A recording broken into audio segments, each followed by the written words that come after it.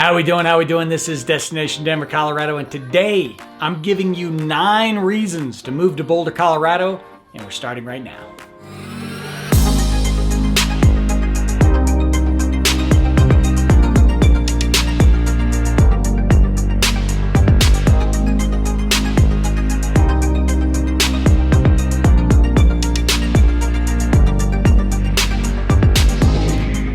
All right, this is Destination Denver, Colorado. I'm your host, Jimmy Everton. Listen, if you're interested in learning all the ins and outs, pros and cons to moving to or around Denver, Colorado, then this is the channel for you. So that subscribe button and notification icon popping up on your screen, make sure you click on that as I'm dropping new videos for you each and every week. And listen, as much as I try to get a little creative here on camera, I'm also a licensed mortgage broker covering the entire state of Colorado and team with some of Denver's most talented realtors. So the number and email popping up on your screen, know that I am always the person answering your phone calls, answering your texts, answering your emails, there when and if you need me. Now that we have that fun-filled stuff out of the way, let's get to what we're here for, and that is 9 reasons why it's a good idea to move to Boulder, Colorado.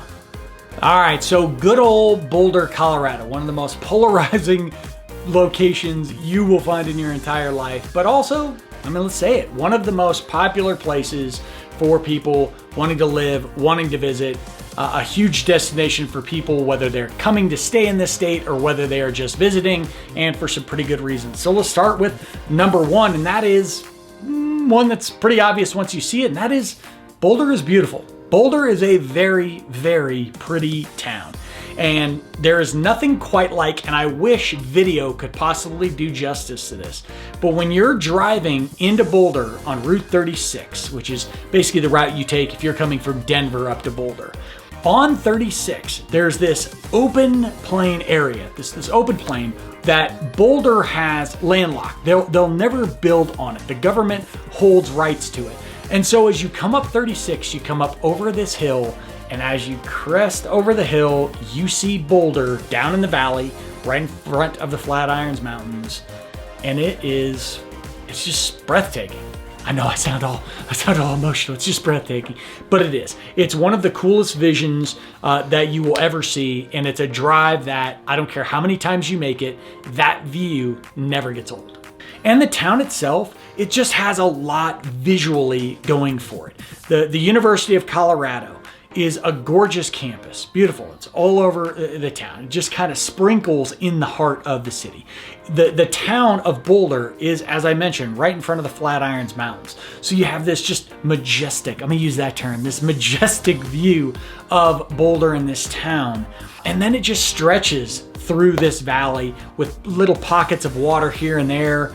It's just majestic, it's breathtaking. It's all the descriptors I could use to tell you that it's a really pretty city. And because it's pretty, that leads you to point number 2, and that is year-round, Boulder has a lot to explore and a lot of nature that you can just enjoy. The Flatirons Mountains are filled with different hikes, different ways for you to get out and about. Chautauqua Park being one of the best. It's actually one of the cooler neighborhoods in Boulder, and then leads right to these cool trails. Obviously from Boulder, easy to get up to different ski slopes. So you're around nature all the time, and there's always something to do. That's also, I think, just part of the people of Boulder.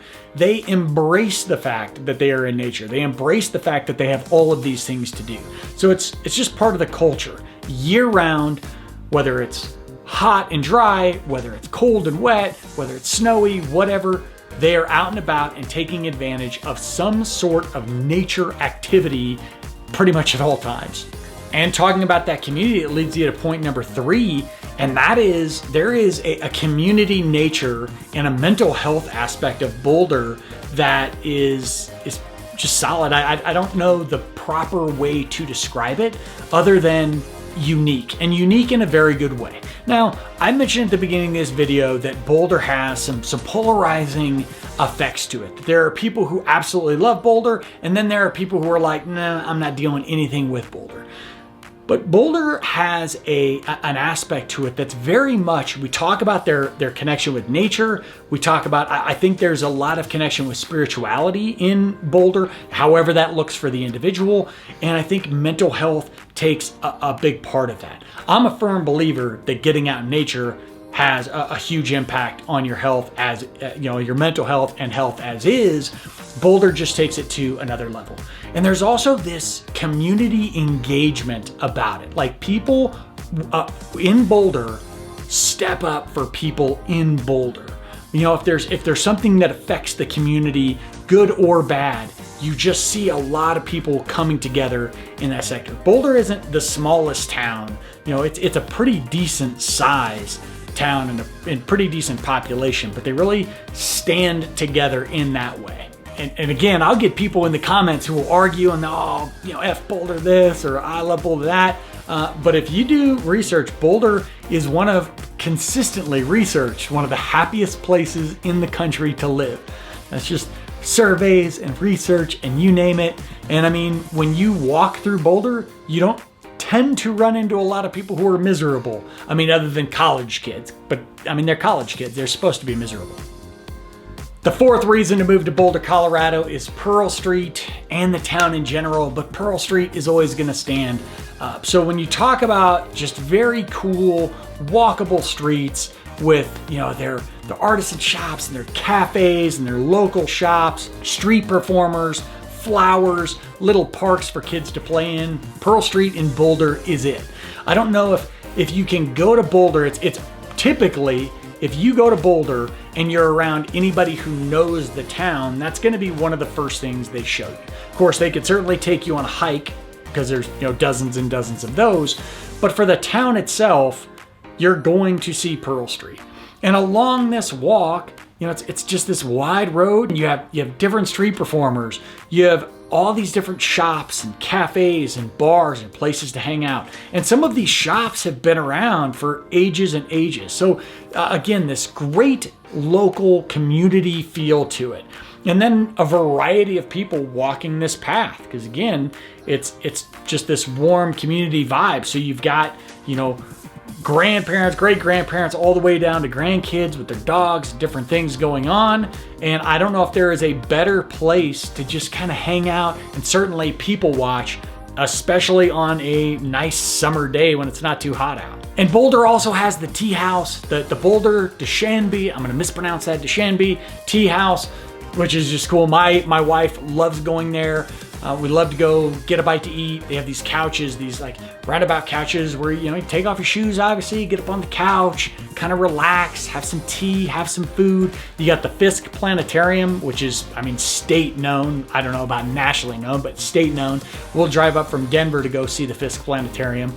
So all these different aspects, and then obviously the University of Colorado. Even if you're not a student going to visit the university, games at Folsom Field, things of that nature. Just a lot of really cool things to do in Boulder.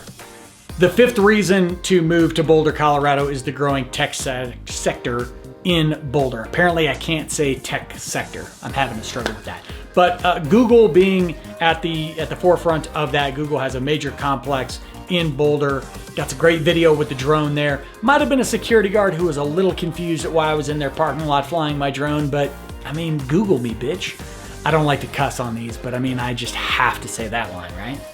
But you've got Google, Twitter, Apple is in Boulder, Lockheed Martin is in Boulder, and you definitely allow that. Plus, as I say, Boulder, you're not too far from Denver. In one video, I made the mistake of saying that it's 45 minutes to an hour from Denver, which it can be depending on what part of Boulder you're coming from and which part of Denver you're going to and traffic, but Google will tell you it's a 35-minute drive. So a lot of people going from Boulder down to Denver, plenty of tech sector jobs there as well, but Boulder's holding it up on its own. You can see sometimes the comments. It's always the comments on Boulder videos. I don't know, it just brings out the best in people. The sixth reason to move to Boulder, Colorado is the real estate market. And I don't mean from an expense standpoint, because yes, Boulder is not cheap. It's one of the most expensive places in Colorado, and certainly east of the Rocky Mountains, right? You're right on the border of the mountains. So one of the more expensive places. But for a 25 square mile town, Boulder has a lot going on for it from a real estate standpoint. And I mean like the different types of houses you can find. We always talk about detached houses and townhomes and condos, but Boulder just has, from an architectural standpoint, so many different options. You'll see these houses that, some of them have been around for decades and decades and decades. Some of them are new builds. Some of them have been, retroed out and modernized. Some of them have just breathtaking views.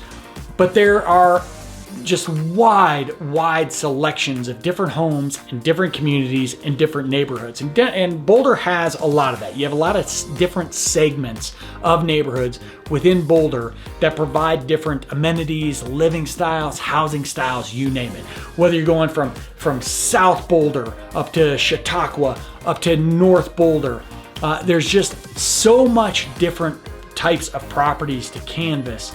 And in that, again, we're talking just 25 square miles. That's not a lot of space when you talk about some of the sizes of other cities, but they've managed to pack in all sorts of different options from a real estate and from a living standpoint.